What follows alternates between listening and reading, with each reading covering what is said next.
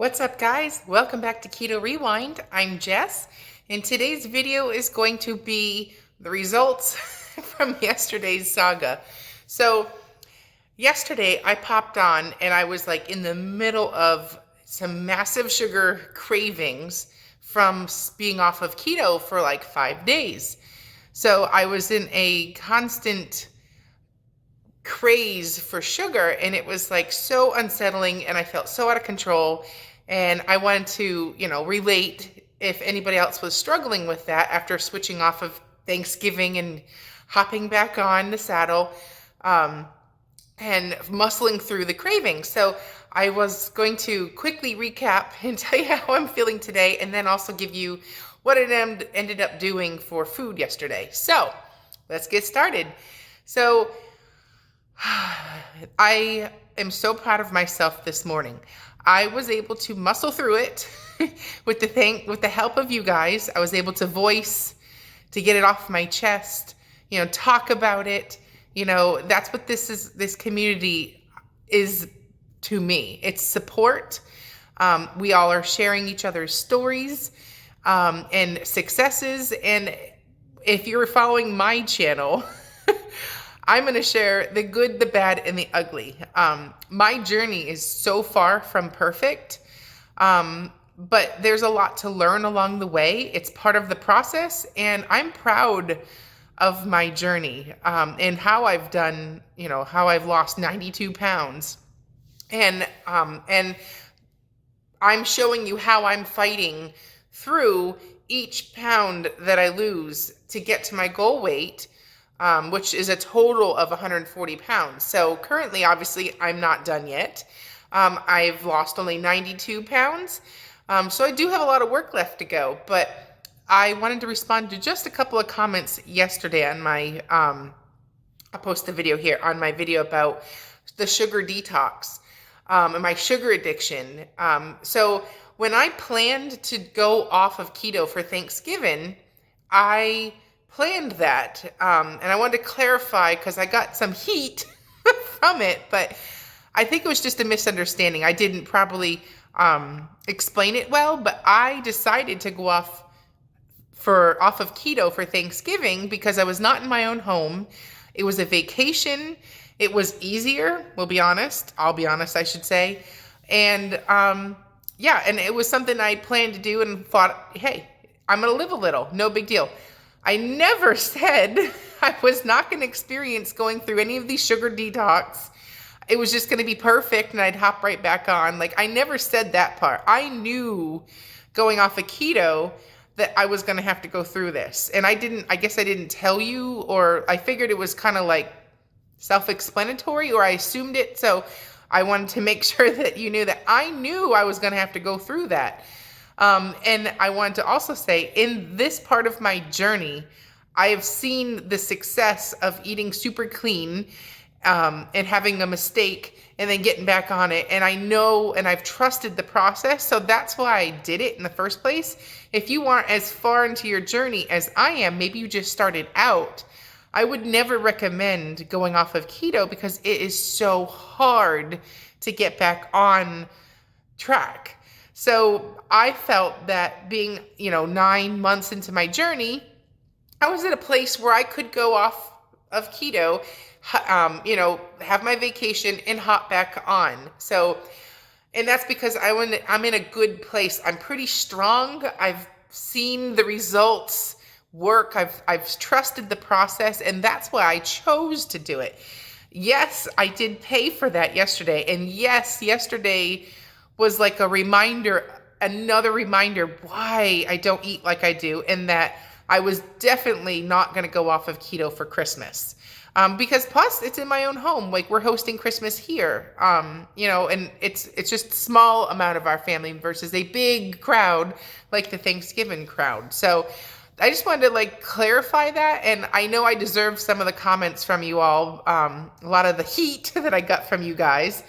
But I also wanted to say, I'm not perfect. This journey is my journey, and this channel is my realness going through this journey to get to my goal weight. So if you're expecting me to be perfect every week, to follow every single rule, That's not me. This journey is more than that to me. I'm never going to be perfect. I'm going to just be better. And that's the mantra that I try to portray, because the keto police, and along with all the other comments that weren't so nice, that's fine. I deserve that. I'm not going to be perfect. So, but I think in general, people kind of approach this journey like I am. You live a little life along the journey. You're not going to try and lose it all in 30 days.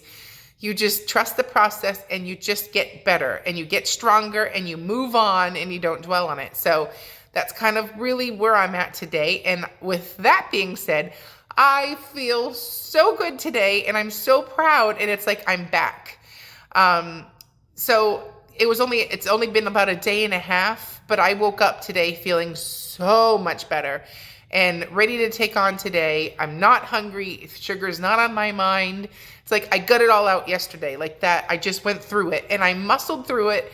I trusted the process. I didn't give in, and I knew that if I just had a whole 2 days worth of willpower, like Monday and all of Tuesday, it was just temporary.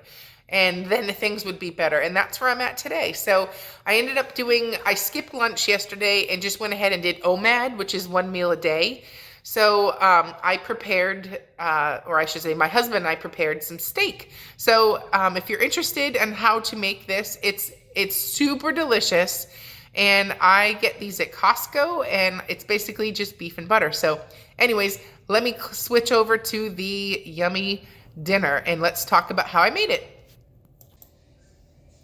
Okay, so here's the top sirloin that I get from Costco. There are 6 sirloins in this pack, so that's 3 nights for my husband and I.